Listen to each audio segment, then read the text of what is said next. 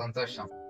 ఇప్పుడే ఆరాధన వర్తమానంలో మనం విన్నాం, ఎందుకు మనం క్రిస్మస్ జరుపుకుంటున్నాం అంటే యేసుక్రీస్తు ప్రభువు లోక రక్షకుడిగా మన మధ్యకు వచ్చాడని, ఆయన మన పాపాల నుంచి, దాసత్వం నుంచి, మరణ శిక్ష నుంచి, మరణ భయం నుంచి మనలను విడిపించాడని. కాబట్టి ఇన్ని మేలులు పొందుకున్నాం కాబట్టి దేవుణ్ణి ఆరాధించాలి. ఇంకా మనం అందరము చేరి వచ్చాం, దేవుని ఆరాధించాం, దేవుని స్తుతించాం. అయితే ఈ క్రిస్మస్ దినాన కొన్ని మాటలు నేను మీతో పంచుకోవాలని ఆశపడతా ఉన్నాను. యేసుక్రీస్తు ప్రభువు ఈ లోకంలోనికి మానవుడిగా దిగి రావడానికి లేదా మానవుడిగా జన్మించడానికి ఆయన ఎందుకు అంత త్యాగపూరితంగా యాగం అవడానికి ఇష్టపడ్డాడు అన్న విషయాలను మరికొన్ని విషయాలు తెలుసుకొని దాని తర్వాత క్రిస్మస్ దినాన మనం ఏం చేయాలి, మనం ఏం నేర్చుకోవాలి అన్నది కూడా ఒకసారి మనం ఆలోచన చేసుకొని ఇక్కడి నుంచి మనము ప్రార్థన ఆశీర్వాదంతో ముగించుకొని వెళ్ళిపోదాం. మీకా గ్రంథము 5వ అధ్యాయము 2వ వచనాన్ని నేను ఒకసారి చదువుతా ఉన్నాను, జాగ్రత్తగా వినండి. మీకా గ్రంథము 5వ అధ్యాయము 2వ వచనం ఏమని రాయబడతా ఉంది ఇక్కడ మనం చూస్తే, బెత్లెహేము ఎఫ్రతా యూదా వారి కుటుంబములలో నీవు స్వల్ప గ్రామమైనను నా కొరకు ఇశ్రాయేలులను ఏలబోవువాడు నీలో నుండి వచ్చును. పురాతన కాలము మొదలుకొని శాశ్వత కాలము ఆయన ప్రత్యక్షమగుచుండెను. చిన్న ప్రార్థన చేసుకుందాం, దేవుని యొక్క సహాయం కోరుకుందాం. పరిశుద్ధుడైన తండ్రి, ప్రేమ కలిగిన దేవా, నీకు వందనాలయ్యా. చదివిన ఈ వాక్య భాగాన్ని దీవించండి, ఆశీర్వదించండి, విరిచి మాతో పంచుకోండి. ఈ క్రిస్మస్ దినాన ప్రభువా మీ యొక్క మాట విని దాని దేవా మా హృదయాల్లో బదిలిపరుచుకొని దాని ప్రకారంగా జీవించగలిగే, ఆచరించగలిగే హృదయాలను, మనస్సులను మాకు అనుగ్రహించమని వేడుకోండి. యేసుక్రీస్తు నామములో ప్రార్థించి వేడుకున్నాను తండ్రి, ఆమేన్. ఇక్కడ ఒక మాట మనం చదువుతా ఉన్నాం. ఏంట మాట అంటే బెత్లెహేమును గురించిన ఒక మాట. బెత్లెహేమా ఎఫ్రతా యూదా వారి కుటుంబములో నీవు స్వల్ప గ్రామమైనను. స్వల్పం అంటే చాలా చిన్నది, చాలా చిన్న గ్రామం అయినప్పటికీ ఏం చెప్పబడతా ఉందంటే, నా కొరకు ఇశ్రాయేలులను ఏలబోవువాడు నీలో నుండి వచ్చును.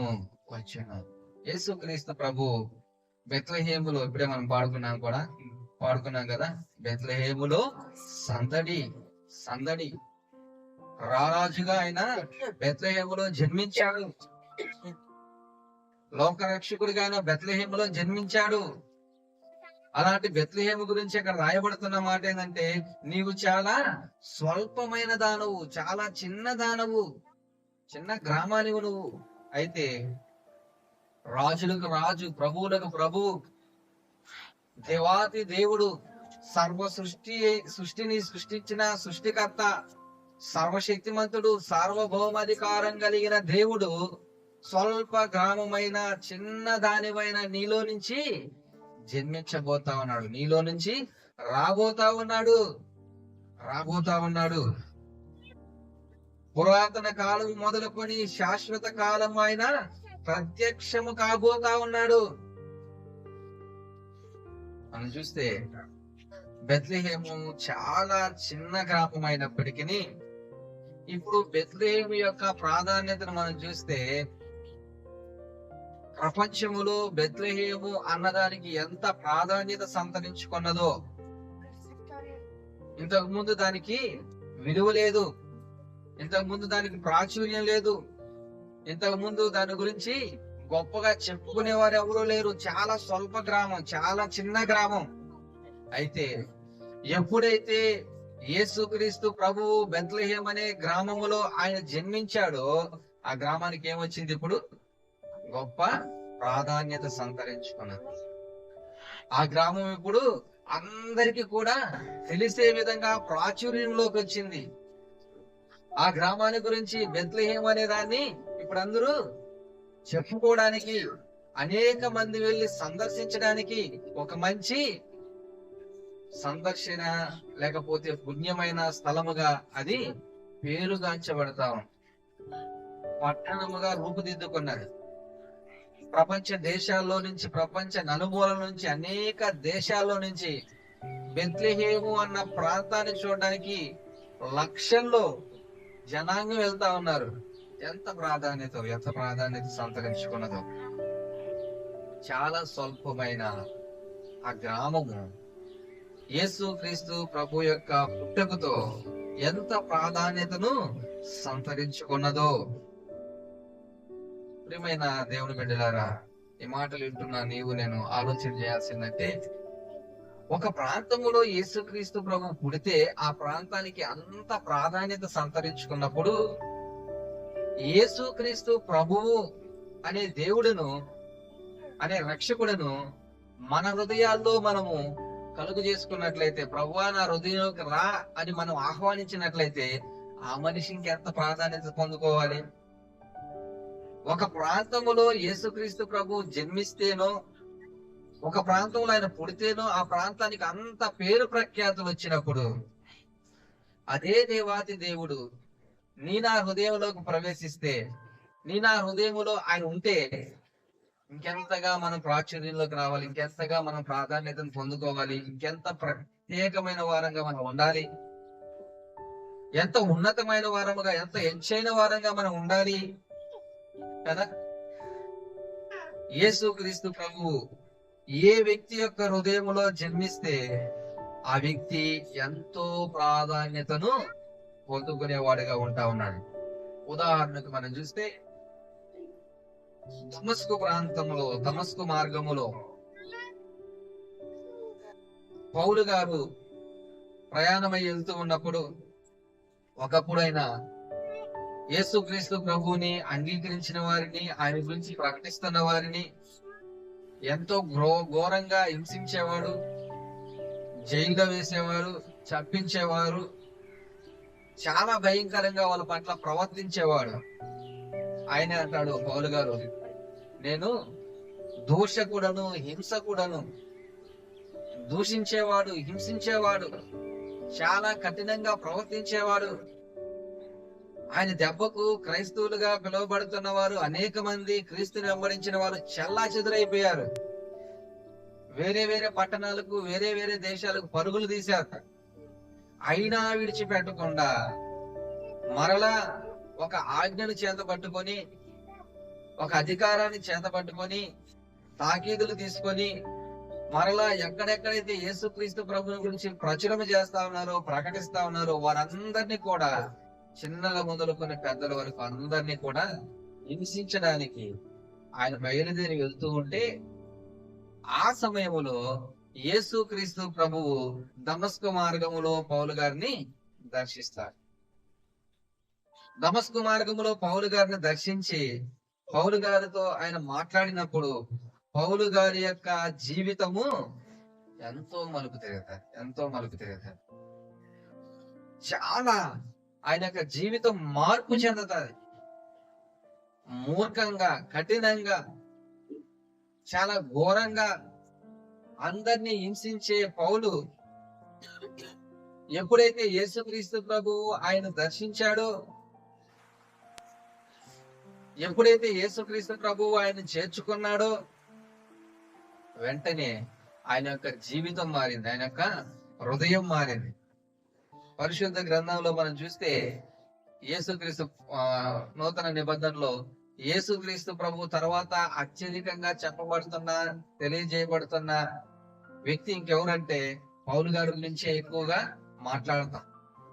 పౌలు గారి యొక్క జీవితం ఎంతగానో మార్పు చెందినదిగా మనం చూస్తా ఉన్నాం. ఎంతగా మార్పు చెందింది అంటే, చాలా యేసుక్రీస్తు ప్రభు గురించి ఎక్కువగా ప్రకటించిన వాడిగా ఆయన గురించి మనము చూస్తాము. అందరికీ సువార్తను ప్రకటించాలని ఆశ కలిగి, 3 సువార్త దండయాత్రలు చేశాడు. 2 ఖండాల్లో యేసుక్రీస్తు ప్రభు యొక్క ప్రేమను సువార్తనైనా ప్రకటించిన వాడిగా కనబడతా ఉన్నాడు. అంత మాత్రమే కాదు, కొత్త నిబంధనలో మనం చూస్తే 14 పుస్తకాల దాకా ఆయన రాసినట్లుగా మనం చూస్తా ఉన్నాం. చూడండి, ఒకప్పుడు యేసుక్రీస్తు ప్రభువుని అసహించుకునే ఆ వ్యక్తి, ఒకప్పుడు యేసుక్రీస్తు ప్రభువుని అంగీకరించిన వారి మీద కోపం ప్రదర్శించిన ఆ వ్యక్తి, ఎంతో మూర్ఖంగా మొండిగా ప్రవర్తించిన ఆ వ్యక్తి, దోషకుడిగాను దుర్మార్గుడిగాను కనబడిన ఆ వ్యక్తి, హింసకుడిగా అనేక మందిని హింసించిన వారిగా ఉంటున్న ఆ వ్యక్తి ఇప్పుడు ఎలా మారాడంటే చాలా మృదువుగా మారాడు. చాలా మృదు స్వభావం అయ్యాడు. చాలా సాత్వికం కలిగిన వాడిగా అయ్యాడు. చాలా నెమ్మదిస్తుడిగా అయ్యాడు. ఎంతో ప్రేమ కలిగిన వాడయ్యాడు. ఎంతో ఇతరులను ప్రేమించేవాడిగా అయ్యి యేసు క్రీస్తు ప్రభు యొక్క ప్రేమను అనేక మందికి ప్రకటించడానికి ఆయన మార్పు చెందిన వ్యక్తిగా కనబడతా ఉంది. మార్పు చెందిన వ్యక్తి. ప్రియమైన సహోదరుడా, సహోదరి, ఒక వ్యక్తి యొక్క హృదయములో యేసు క్రీస్తు ప్రభు ఆ వ్యక్తి యొక్క హృదయంలోకి వస్తే ఆ వ్యక్తి ఎలాగ మారతాడు? ఎంతో ప్రాధాన్యత కలిగిన వాడిగా, ఎంతో ఉన్నతమైన వాడిగా, యేసు క్రీస్తు ప్రభు యొక్క హృదయానుసారుడిగా ఆయన మారిపోతాడు. అనేక మందిలో ఒక గుర్తింపు కలుగుతారు. అనేక మందిలో ఒక ప్రాచుర్యం లభిస్తాము. అనేక మందిలో ఒక ప్రాముఖ్యత కనబడతా ఉంది ఆ వ్యక్తిలో. ఎలాగైతే బెత్లెహేము అనే ప్రాంతంలో యేసుక్రీస్తు ప్రభు పుట్టిన తర్వాత ఆ ప్రాంతానికి గొప్ప పేరు ప్రఖ్యాతులు వచ్చాయో, అలాగే ఎవరి హృదయములో అయితే యేసుక్రీస్తు ప్రభువుకి స్థానము కల్పిస్తా ఉన్నారో, ఎవరి హృదయంలో అయితే యేసుక్రీస్తు ప్రభుని చేర్చుకొని ఉంటా ఉన్నారో, వారి యొక్క జీవితాలు అనేక మందికి ఆదర్శంగా, మాదిరికరంగా, అనేక మందికి ఆశీర్వాదకరంగా, అనేక మందిలో చాలా ప్రాముఖ్యత కలిగిన వారిగా యేసుక్రీస్తు ప్రభు మారుస్తా ఉన్నాడు. అయితే ఈ మాటలు వింటున్న మనము ఒకసారి మనం పరీక్షించుకోవాలి, ప్రశ్నించుకోవాలి. ఈ క్రిస్మస్ సందర్భంలో ఏంటి అంటే, యేసుక్రీస్తు ప్రభుకి నేను కూడా నా హృదయాన్ని ఇచ్చాను కదా, యేసుక్రీస్తు ప్రభుని నేను కూడా నా హృదయంలోకి ఆహ్వానించాను కదా, అయ్యా రాజుగా రక్షకుడిగా నా హృదయంలోకి రా అని నేను కూడా పిలిచాను కదా, మరి యేసుక్రీస్తు ప్రభు నా హృదయంలో ఉంటే నేనేమాత్రం మార్పు చెందాను? నేను ఎంతగా జీవిస్తా ఉన్నాను? ఎంత మంచిగా జీవిస్తా ఉన్నాను? ఎంత ఉన్నతంగా నేను జీవిస్తా ఉన్నాను అన్న ప్రశ్న ఈ క్రిస్మస్ సందర్భంగా మనము వేసుకోవాల్సిన వారంగా ఉంటాం. పౌలు గారి యొక్క జీవితాన్ని చూస్తే ఎంతో కఠినుడు, మూర్ఖుడు, హింసించేవాడు, దూషించేవాడు, ద్వేషించేవాడు. అలాంటి వ్యక్తి యేసుక్రీస్తు ప్రభువుని తన హృదయంలోకి చేర్చుకోవడాన్ని బట్టి ఎంత ఉన్నతమైన వ్యక్తిగా మారిపోయాడు, ఎంత మంచి వ్యక్తిగా మారిపోయాడు, ఎంతమంది జీవితాలను ప్రభావితం చేసే వ్యక్తిగా మారిపోయాడో. మరి యేసుక్రీస్తు ప్రభువుని మన హృదయాల్లోకి చేర్చుకున్న మనం ఎలాగా ఉంటా ఉన్నాం అన్నది మనం ఒకసారి పరీక్షించుకోవాలి. గలతీయులకు రాసిన పత్రిక 2వ అధ్యాయము 20వ వచనంలో ఒక మాట ఆయన అంటా ఉన్నాడు. ఆ మాట చదువుకుందామా? గలతీ 2:20. నేను క్రీస్తుతో కూడా సిలువ వేయబడి ఉన్నాను. ఇంకా ఇంకను జీవించువాడును నేను కాను, క్రీస్తే నా యందు జీవించుచున్నాడు. ఎవరంటున్నారు ఈ మాట అంటే? పౌలు గారు ఏమంటా ఉన్నారు? నేను క్రీస్తుతో కూడా సిలువ వేయబడి ఉన్నాను, ఇంకా జీవించువాడును నేను కాదు, నా యందు క్రీస్తే జీవించుచున్నాడు. ఈ మాట చెప్పగలిగే స్థితిలో మనం ఉండాలి. ఈ మాట అనగలిగే స్థితిలో మనం ఉండాలి. ఎప్పుడైతే యేసుక్రీస్తు ప్రభువుకి మన హృదయాన్ని ఇచ్చామో, ఎప్పుడైతే ఆయన మన యొక్క జీవితాలలోకి, మన హృదయంలోకి ఆయన ప్రవేశించాడో, అప్పుడే నీవు నేను మార్పు చెందిన వ్యక్తులంగా ఉండాలి. అప్పుడే మన యొక్క పాపాన్ని, మన యొక్క అతిక్రమాలను అవిధేయతను విడిచిపెట్టుకున్న వారంగా మనం ఉంటూ మనం చెప్పవలసిన మాట ఏంటంటే, నేను ఆయనతో కూడా సిలువ వేయబడి ఉన్నాను, జీవించేవాడును నేను కాదు, నా యందు క్రీస్తే జీవించుచున్నాడు. క్రీస్తే జీవించుచున్నాడు. చాలా చక్కగా మనం క్రిస్మస్ జరుపుకుంటా ఉన్నాం. మంచిది, సంతోషం. ఎంతో ఆహ్లాదకరంగా ఆనందంగా క్రిస్మస్ సంబరాలు చేసుకుంటా ఉన్నారు ప్రపంచమంతా కూడా అనేక మంది. అయితే క్రీస్తు వారి యొక్క జీవితాలలో ఉన్నట్లయితే, క్రీస్తు వారి యొక్క హృదయాలలో ఉన్నట్లయితే ఎలాగుండాలంట? ఎలాగుండాలి? వారిని వారిగా, సిలువ వేయబడిన వారిగా, క్రీస్తుతో కూడా సిలువ వేయబడిన వారిగా ఉంటూ వారిలో క్రీస్తు జీవించేటట్లుగా జీవితం ఉండాలి. అది నిజమైన క్రిస్మస్. అది నిజమైన క్రిస్మస్. ఎవరైతే యేసుక్రీస్తు ప్రభువును సొంత రక్షకుడిగా అంగీకరించారో వారి యొక్క జీవితాలలో ఎప్పుడు నిజమైన క్రిస్మస్ అంటే వారి యందు క్రీస్తు జీవించేవాడిగా ఉండాలి. యేసుక్రీస్తు ప్రభువు జీవించేవాడిగా ఉన్నప్పుడే నిజమైన క్రిస్మస్ అని మనము అర్థం చేసుకోవాల్సిన వారంగా మనం ఉంటా ఉన్నాం. మన విషయంలో క్రీస్తు మనలో జీవిస్తున్నాడా, క్రీస్తు మనలో జన్మించాడా లేదా అన్న విషయాలను మనము జ్ఞాపకం చేసుకోవాలి. మనం జ్ఞాపకం చేసుకోవాల్సిన అవసరత ఎంతైనా ఉంటా ఉంది. అందుకని లూకా సువార్త 2వ అధ్యాయం 20వ వచనంలో మనం ఒక మాట చూస్తాము. ఎవరైతే యేసుక్రీస్తు ప్రభువునందు విశ్వాసం ఉంచి ఆయన వారి యొక్క హృదయాలు చేర్చుకున్నారో, ఏ వ్యక్తి అయితే మార్పు చెందాడో, ఏ వ్యక్తి యొక్క హృదయంలో క్రీస్తు నిలిచి వారిని అనేక మందికి మాదిరికరంగా ఆశీర్వాదకరంగా మార్చారో అట్టి మనుషులు ఎలాగుంటారు అన్నది మనం ఇక్కడ ఒక మాట చూద్దాం. లూకా సువార్త 2వ అధ్యాయం 20వ వచనం చదువుతారమ్మా. అంతటా ఆ గొల్లలు తమతో చెప్పబడినట్టుగా తాము విన్న వాటిని కన్న వాటిని గూర్చి దేవుని మహిమపరచుచు స్తోత్రము చేయుచు తిరిగి వెళ్ళేది. విన్న వాటిని కన్న వాటిని గూర్చి ఏం చేస్తా ఉన్నారంట? స్తోత్రము చేయుచు తిరిగి వెళ్ళేది. ఏమైనా సహోదరుడా సహోదరి, నిజంగా యేసుక్రీస్తు ప్రభు గురించి విన్నప్పుడు, యేసుక్రీస్తు ప్రభు యొక్క కార్యాలను చూచినప్పుడు, యేసుక్రీస్తు ప్రభు జరిగించిన గొప్ప కార్యాలను నువ్వు అనుభవిస్తా ఉన్నప్పుడు మరి మౌనంగా ఉండగలమా? మౌనంగా ఉండగలమా? ఏం చేశారు గొల్లలంతా కూడా? వారు ఏదైతే విన్నారో, ఏదైతే కన్నారో దాని గురించి ప్రచురం చేస్తూ, స్తోత్రములు చెల్లిస్తూ వాళ్ళు దేవుణ్ణి మహిమపరుస్తూ వెళ్తా ఉన్నారు. క్రిస్మస్ అంటే క్రైస్ట్ మాస్. దేవుణ్ణి ఆరాధించాలి, దేవుని స్తుతించాలి, దేవుణ్ణి ఘనపరచాలి, ఆయన నామానికి మహిమ తేవాలి, ఆయన్ని కీర్తించాలి.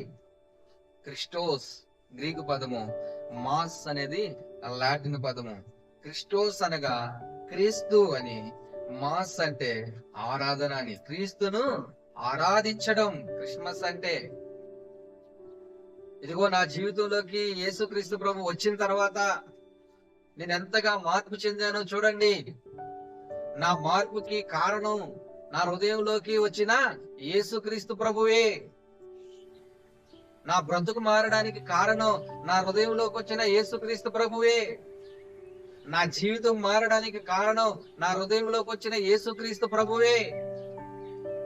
ఇదిగో నాలో కలిగిన ఈ మార్పుకి కారణము యేసుక్రీస్తు ప్రభువే.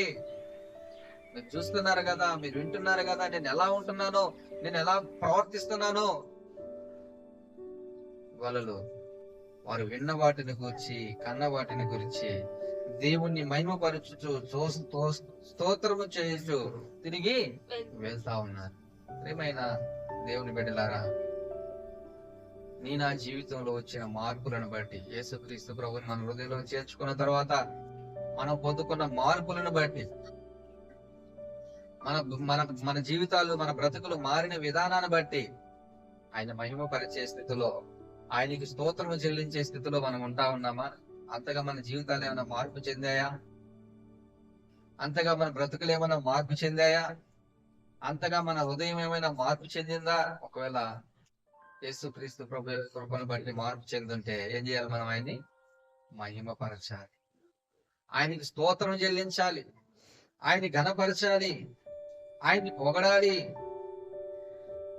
ఎందుకంటే ఆయనే నిన్ను నన్ను మార్చిన దేవుడిగా ఉంటా ఉన్నాడు కాబట్టి, నీకు నాకు నూతన జీవితాన్ని ప్రసాదించిన దేవుడిగా ఉంటా ఉన్నాడు కాబట్టి, పాప భూయిష్టమైన మనలను నీతిమంతులుగా, పరిశుద్ధులుగా మార్చడానికి ఆయన సహాయం చేశాడు కాబట్టి, ఆయన కృప చూపించాడు కాబట్టి ఆయన ఆరాధించవలసిన వారంగా ఉంటా ఉన్నాం.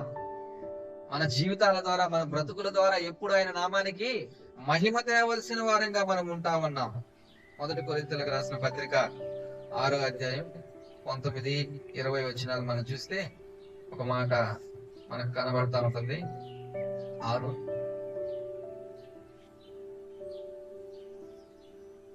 మీ దేహము దేవుని వలన మీకు అనుగ్రహింపబడి మీలోనున్న పరిశుద్ధాత్మకు ఆలయమై ఉన్నదని మీరు ఎరుగరా?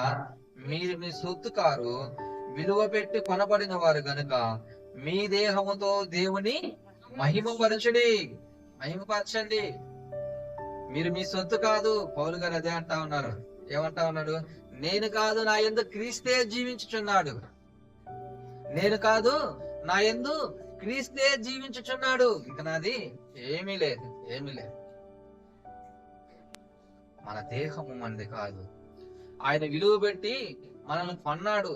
మనం ఆయన ఆలయమై ఉన్నాం కాబట్టి మన దేహాలతో ఏం చేయాలంట? దేవుణ్ణి మహిమపరచాలి. క్రిస్మస్ రోజు, అలాగే మన యొక్క వ్యక్తిగత జీవితాలలో ప్రతిదినము, అనుదినము దేవుణ్ణి మనము మహిమపరచాలి. ప్రభువా, ఈ జీవితం నాది కాదు నాయన. నేను ఈ దినాన్ని ఇలాగ ఉన్నానంటే, నేను ఈ దినాన్ని ఇలాగ మంచి వ్యక్తిగా నేను మార్చబడ్డానంటే, ఈ దినాన మంచి ప్రవర్తన కలిగిన వాడిగా నేను మార్చబడ్డానంటే, ఇదిగో పాపము, శాపము నా యొద్ద నుంచి తొలగించబడ్డది. ఒకప్పుడు కోపిష్టిగా ఉంటున్న నేను సాత్వికుడిగా, దీన మనస్కుడిగా మారడానికి కారణం నీవే ప్రభువా. నా మార్పుకి కారణం నువ్వే నాయన. ఆయన మహిమపరచాలి. నీవు నేను కలిగి ఉన్న దేహము ఆయన ద్వారా కొనబడ్డది.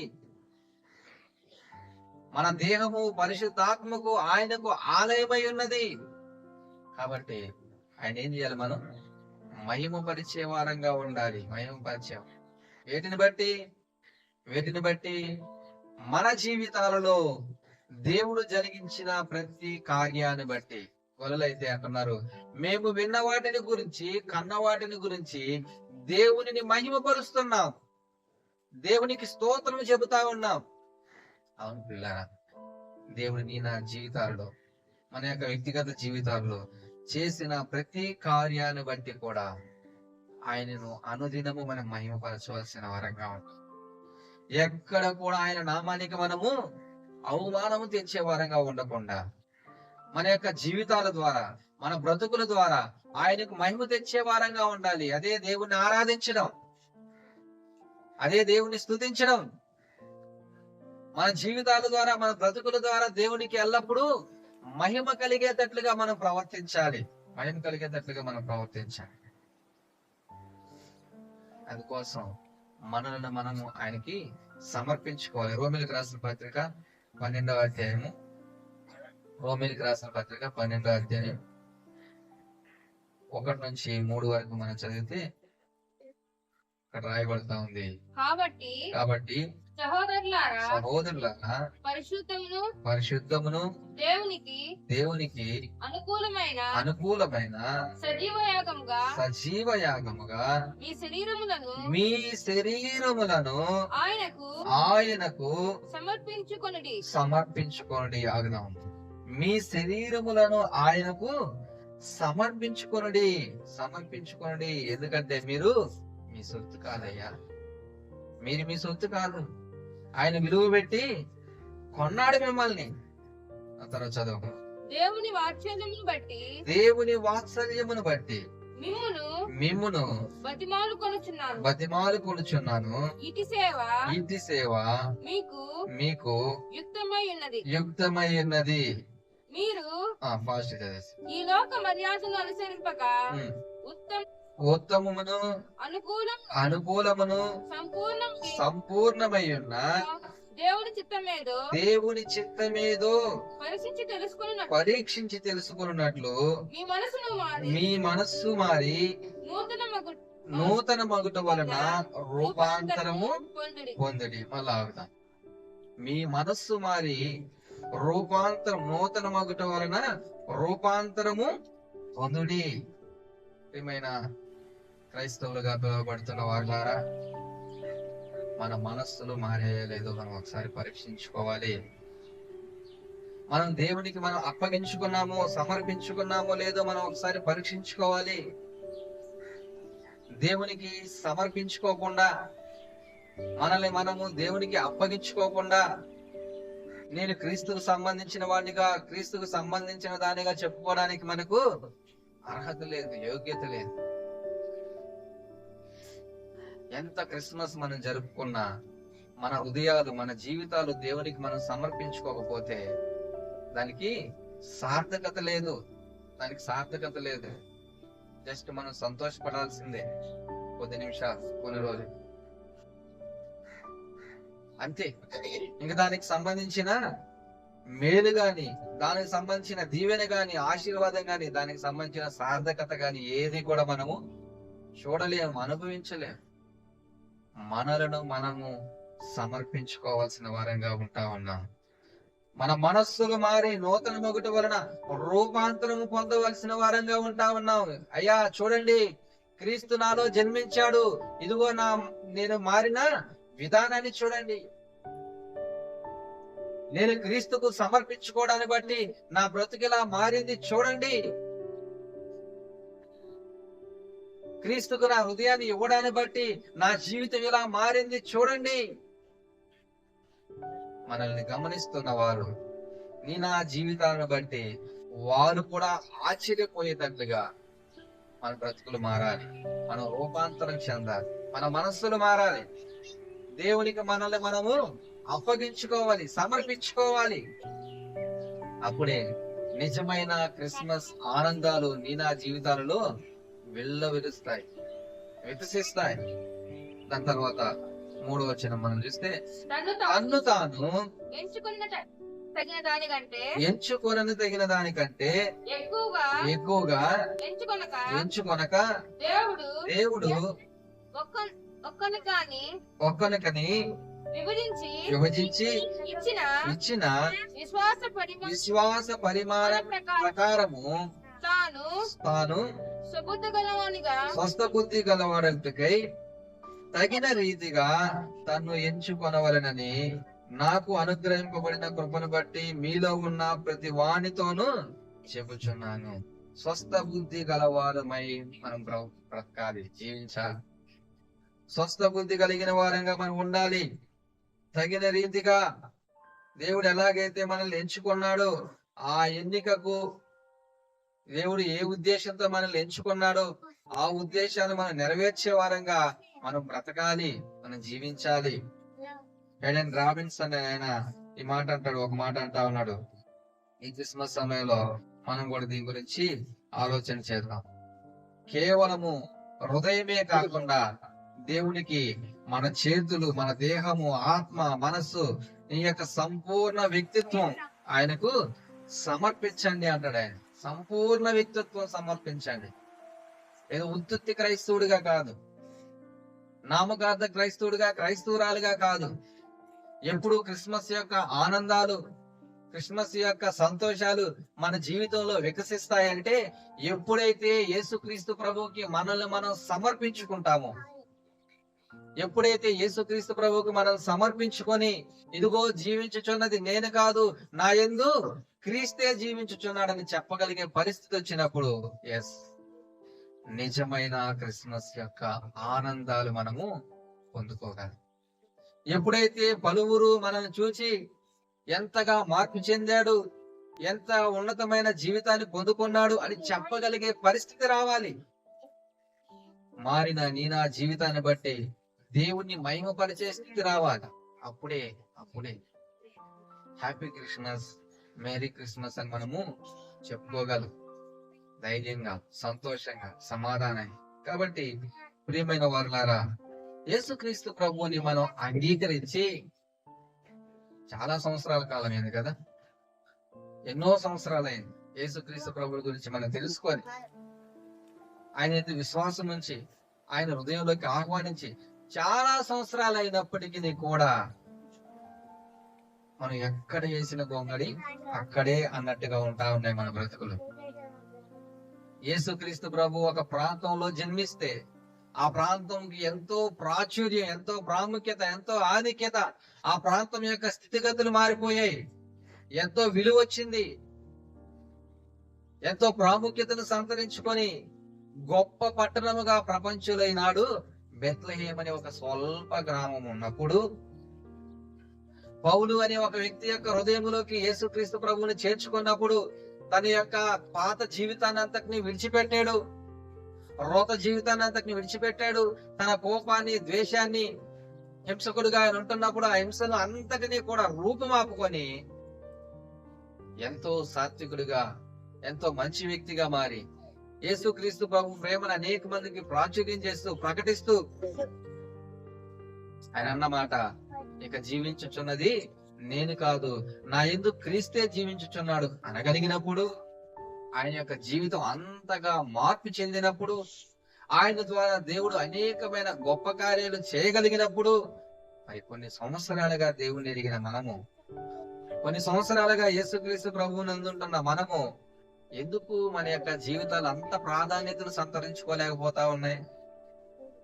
ఎందుకు మనమంత ప్రాచుర్యంలోకి రాలేకపోతా ఉన్నాం? ఎందుకు మన జీవితం అంతా ఉన్నతంగా హెచ్చైన స్థితిలో ఉండలేకపోతా ఉంది అంటే మన యొక్క సమర్పణలో ఎక్కడో లోపం కనబడతా ఉంది. ఎక్కడో మన సమర్పణలో లోపం కనబడతా ఉంది. సజీవ యాగముగా మనం సమర్పించుకోవాల్సిన అవసరము, ఆవశ్యకత మనకు కనబడతా ఉంది. మనలను మనమే ఆయనకు సమర్పించుకోవాల్సిన వారంగా ఉంటా ఉన్నాం. మన దేహము పరిశుద్ధాత్మకు ఆలయముగా మార్చవలసిన అవసరం కనబడతా ఉంది.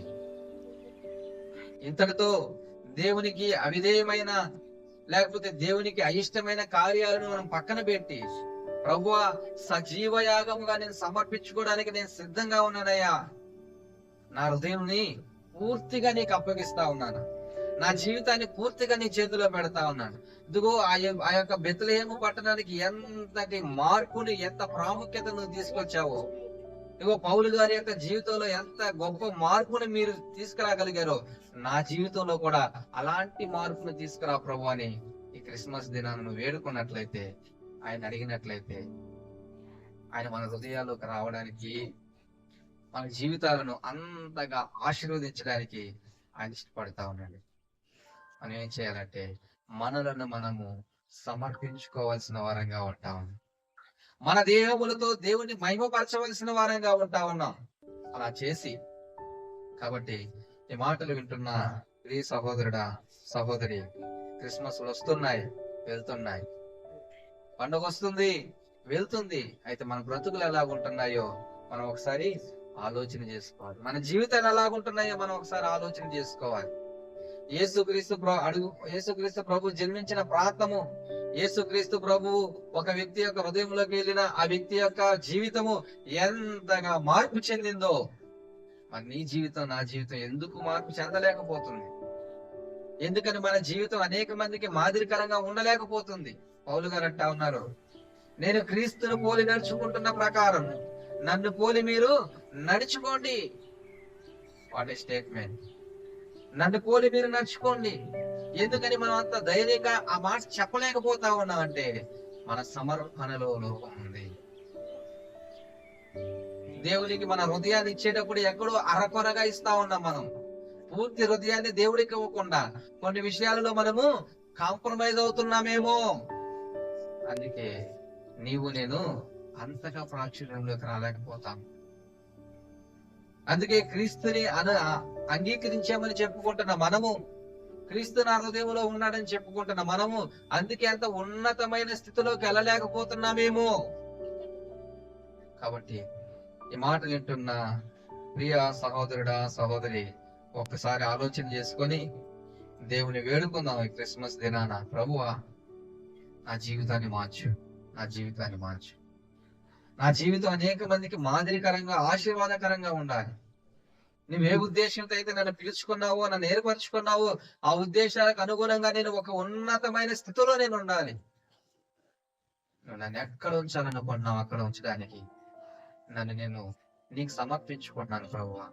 నన్ను నేను నీకు అప్పగించుకున్నాను ప్రభువా. నా చూపు, నా మాట, నా తలంపు మాత్రమే కాదు, నా దేహంలో ఉన్న ప్రతి అవయవాన్ని మీ చేతులకు అప్పచెప్తాను.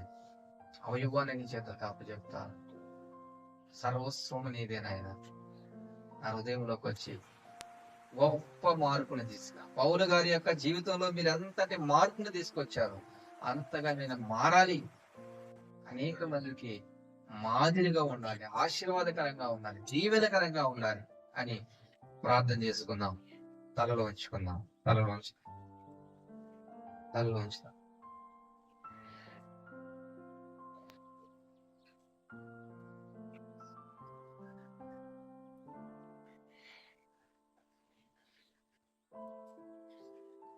పరిశుద్ధులైన తండ్రి, మీకు వందనాలు, స్తుతులు, స్తోత్రాలు చెల్లిస్తా ఉన్నాను ప్రభువా. మీరు మా మధ్యకు తెచ్చిన లేఖన భాగాలకై మీకు వందనాలు. అవునాయన, కేవలం స్వల్పమైన గ్రామంలో ఉంటే ఆ గ్రామం ఎంత ప్రాచుర్యం పొందుతున్నది. ఒక దూషకుడు, ఒక హింసకుడు, ఒక మూర్ఖుడు, ఒక కఠినాత్ముడు యొక్క హృదయంలోకి నువ్వు ప్రవేశించినప్పుడు ఆ వ్యక్తి ఎంతగా మార్పు చెందాడు, ఎంత ప్రభావభరితంగా నైనా నీ పరిచర్యను జరిగించాడు, ఎంతగా అనేక మందిని మీ పాదాల దగ్గరికి తీసుకురాగలిగాడు ప్రభువా. మరి మిమ్మల్ని ఎరిగిన వారంగా మేము ఉన్నప్పటికీ ఏమాత్రము కూడా ప్రభావితం చేయలేని జీవితాలు మనలో ఉంటా ఉన్నాయి. ఏమాత్రము కూడా ఇతరులను దేవా ప్రభావితం చేయలేని బ్రతుకులతో మేము ఉంటా ఉన్నాం. మమ్మల్ని క్షమించే క్రైస్తవులుగా చెప్పుకుంటా ఉన్నాం. మిమ్మల్ని అంగీకరించిన వారంగా చెప్పుకుంటా ఉన్నాం. ఇదిగో క్రీస్తు మాలో జన్మించాడని చెప్పుకుంటున్నాం, కానీ శక్తిహీనులంగానే మేము ఉంటా ఉన్నాం. మా సమర్పణలో ఉన్న లోపాన్ని మేము గ్రహిస్తా ఉన్నాం. అయితే మమ్మల్ని క్షమించండి. మమ్మల్ని మేముగా సజీవ యాగముగా మీ కొరకు అప్పగించుకోవడానికి సహాయం చేయండి. మా జీవితాలలో గొప్ప మార్పు మేము చూడగలిగినట్లుగా మీరు కృప చూపించండి. మా బ్రతుకుల ద్వారా మీ నామానికి మహిమ కలిగేటట్లుగా మీరు సహాయం చేయండి. మమ్మల్ని బట్టి అనేక మంది ప్రభావం మిమ్మల్ని వెంబడించేవారుగా మా జీవితాలు మాదిరికరంగా ఉండడానికి సహాయం చేయండి. క్రిస్మస్ వస్తున్నాయి, వెళ్తున్నాయి ప్రభా. మా జీవితాల్లో మీరు అనుకున్న విధంగా మార్పులు లేవు ప్రభా. ఆ రీతిగా మేము మారడానికి సహాయం చేయండి. మీ కృపను కోరుకుంటూ యేసుక్రీస్తు నామములో ప్రార్థించడానికి వేడుకున్నా తండ్రి, ఆమేన్.